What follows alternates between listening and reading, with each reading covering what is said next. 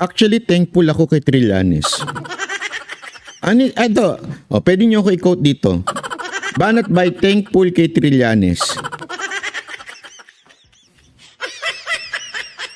Hindi kasi inangat niya yung antas ko eh. I mean, para patulan ako ng isang Trillanes. Inangat niya yung antas ko.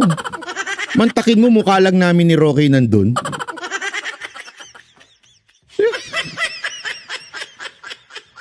Diba? Isipin niyo yun, ha? Oh. Doon pa lang, angat na ako sa ibang mga vlogger. Kayo, may kaso na kayo? Wala pa. Ako, sino? May kaso ako, galing pa kay Trillanes. Oh. Inangat niya ako doon. Sa totoo lang, ha?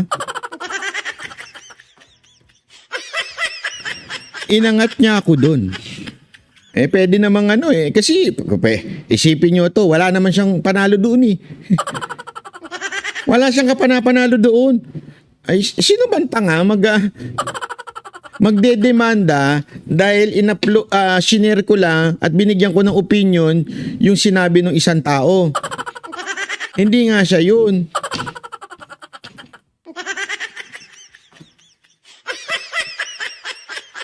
At least kalibel mo na si Attorney Roque, di ba? Tama, mali. Kaya yung mga pilingero diyang mga vlogger na feeling nyo apektado ako, sus. Tuwan-tuwa ako. Naghahanap nga akong balita na gusto ko nga uli pakinggan sa news eh.